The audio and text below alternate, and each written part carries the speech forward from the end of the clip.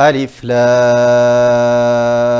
لام ميم الله لا إله إلا هو الحي القيوم ይህ ያነበብኩት ሱረቱ አሊ ኢምራን አንቀጽ 1 እና አንቀጽ 2 ነው።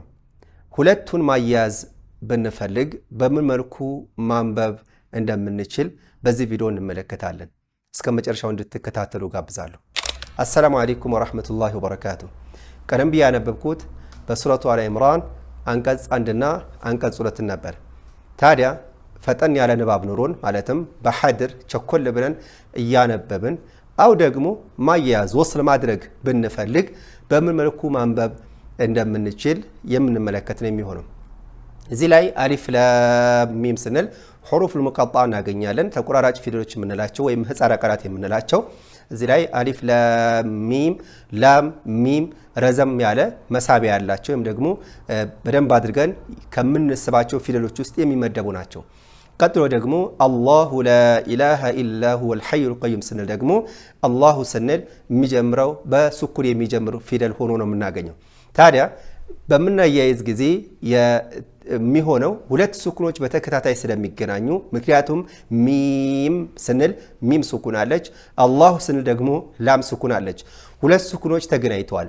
በዚህ ምክንያት ሊሆን የሚገባው የመጀመሪያው ማለትም አሊፍ ላም ሚም ምንለው ሚም ሱኩንን ወደ ሐረካ ወደ ፈታ በመቀየር ነው።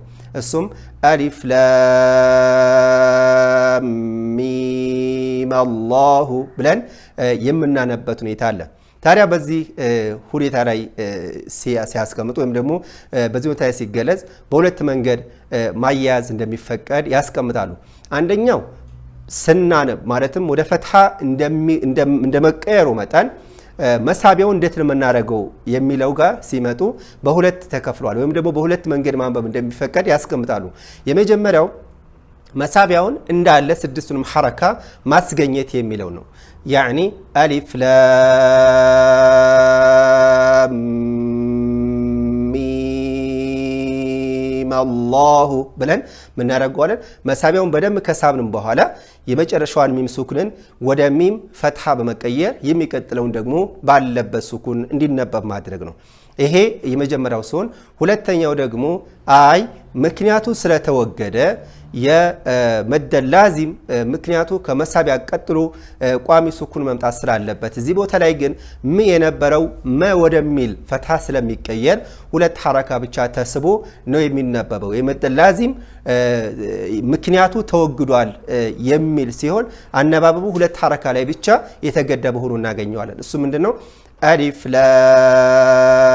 ላም ሚም አላሁ ብለን የምናነብበት የመጀመሪያው ስድስት ሐረካ ነው ሚም አላሁ ብለን ያነበብነው።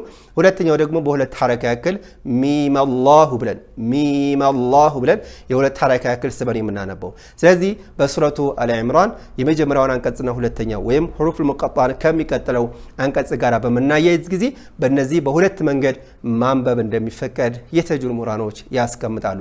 ይህንና መሰል የተጅዊድ ህግጋቶችን መማር የምትፈልጉ ከመደበኛ የቂራት ፕሮግራም ጋር በ0914 04 2804 ላይ በቴሌግራም ወይም በዋትስአፕ በማናገር መመዝገብ ትችላላችሁ። ወሰላሙ አለይኩም ወራህመቱላሂ ወበረካቱ።